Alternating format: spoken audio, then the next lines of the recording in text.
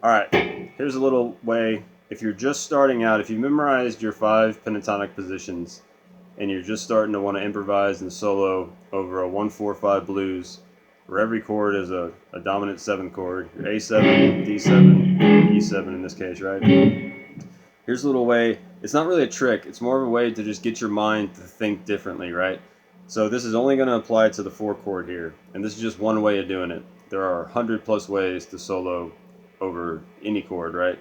And you can use major, minor, you can use modes, different scales, you can use arpeggios, triads, all sorts of things.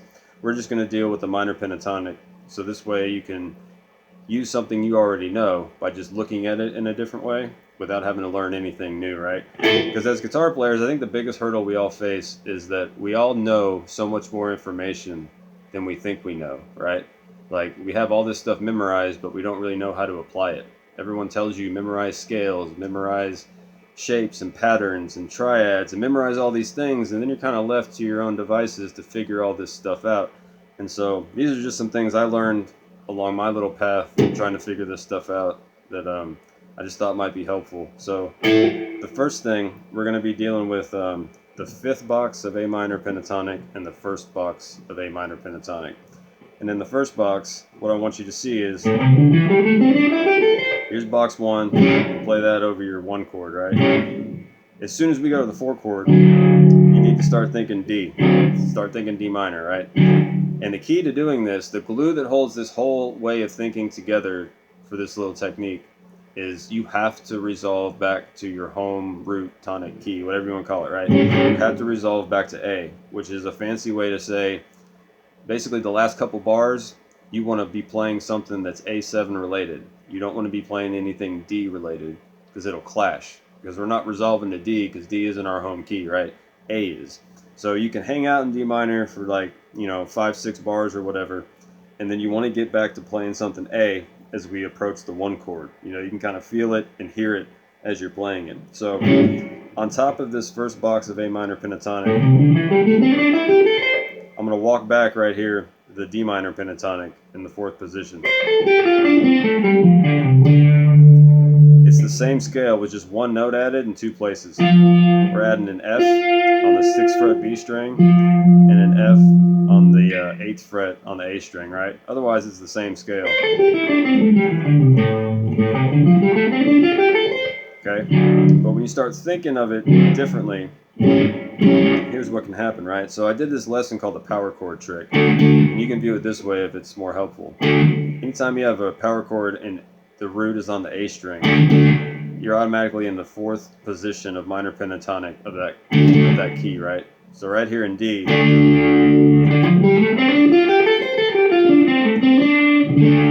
you can hear it. So when we go to A, you're sitting here doing your basic A minor kind of licks. You go to D. Now this 5 through 8, stop thinking A minor. Start thinking D minor in the 4th position, right? Start thinking of this scale, right? And one way to look at it is like, you can just find little licks, right? So, like let's say you're playing over the change you get.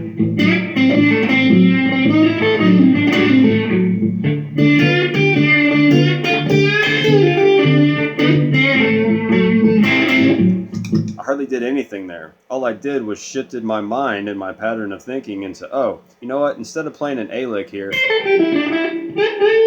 instead of doing that, I need to look at this now as being D minor. And what would I play if if D was my home key and I'm in this box right here? What would I play?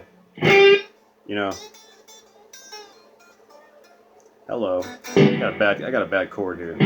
So anyway, but you see I resolved the last couple measures before we went back to the 1 chord. I played some licks in A, because that's how it has to resolve, right? And so you're just going to have to sit there and practice that change, and just practice looking at 5 through 8 on the frets 5 through 8. A minor, on D,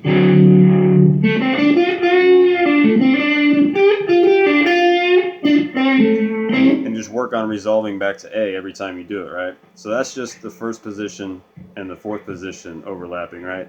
And then right here you have your fifth position of A minor, and then you have your third position of D minor, right? If you were to combine them, you'd have a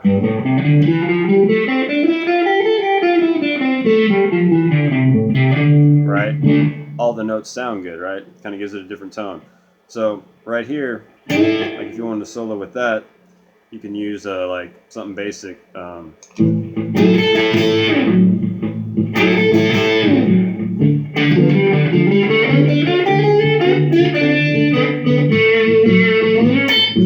That's kind of the lick I did in the intro. I didn't do anything. I just ran up on the fifth box. I just hit B and E. Just played a basic blues lick, and then when we went to D7, I started thinking D minor, and I just ran right up the scale. But when I got back to it, the last couple bars, I resolved back to A, right? If I were to sit there and hang on D, listen to what happens when you hang on D, and you'll hear how it clashes and it doesn't resolve properly, right?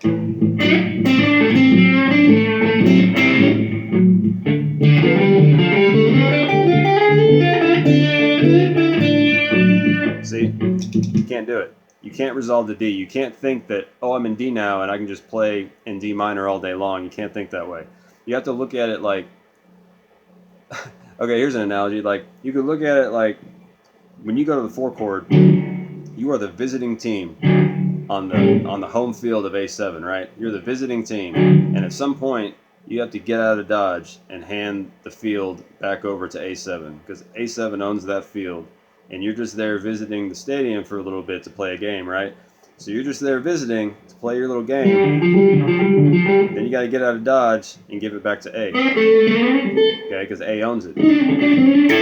So like think of it like that. You just peek your head in and say, hey, what's up, D minor? How's it going, dude? And then book it, get out, and go back to A, right? And that's how you have to think. And it just takes a little bit of practice. Just seeing that visualization of those things overlapping, right? And because what you don't want to have to do is, you know, if you're playing a lick right here, you don't want to have to go up to, you don't want to have to go all the way up to the high strings if that's the only box you know. By the way, a lot of people just go to box 2 of the A minor pentatonic when the change happens. The reason that sounds so good, and the reason Albert King did it, and Stevie and all those guys did it, is right here you have, well, first of all, it's your D minor pentatonic in the 5th position, right? It's also your 2nd position of A minor pentatonic, obviously. But here's D, that's your root D7, right? Here's C, which is your 7 of D7, right? So you have D and C, you have your 1 and your flat 7. And then here you have A, which is your root of A7. Then you have G, and that's going to be your flat 7 of A. So that's why that always sounds so good. And then anyway, so you want to be kind of economical with your playing and be able to see all 4 chords you're going to play through within like a 4 fret span, right? So you need to be able to see, like, here's my A7. You go to D7. Here's your D. Okay, back to A. And we're not dealing with the 5 chord, but even in the 5 chord,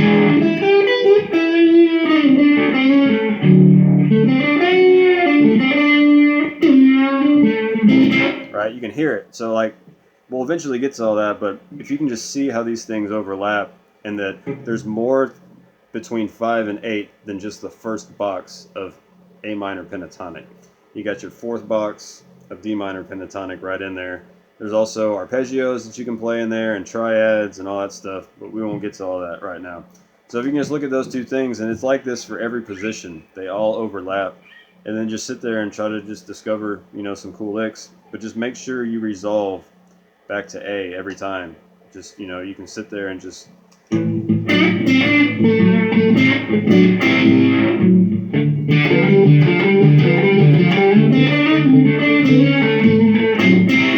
right, because you know A is going to work. It sounds better in some places than others and better over some chords than others, but pretty much anything in A is going to sound okay. You know, like if I just wanted to keep playing A over the 4 chord, you could do it.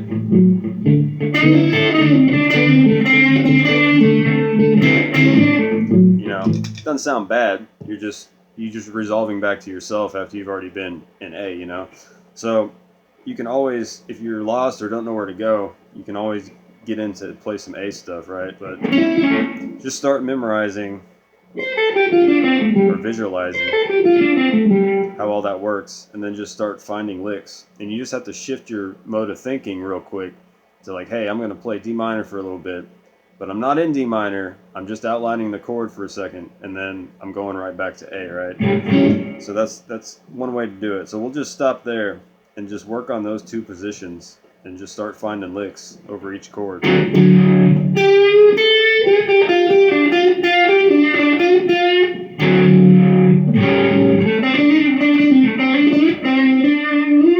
you'll see that they share so many common notes, right? It's just about bending them and sliding into them and resolving them based on the chord you're going to. So I think that's everything. Anything else I wanted to get to? Nope. Just work on that. Put on a backing track. Just have 2 chords going, 1 to 4. There's plenty of those on YouTube. You can just find A7, D7 backing track. Type that in, and it'll just 25 minutes, man. It'll sit there and it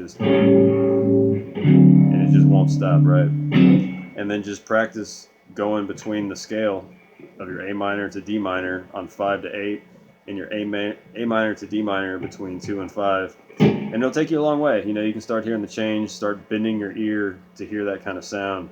And anyway, but this is just the very beginning. A lot of different ways to do this. We'll get into more advanced, more detailed stuff, but this is just a way to kind of get started and have some fun without having to learn a whole bunch of new stuff to be able to do it right. So anyway, just practice slow, have fun, use a metronome.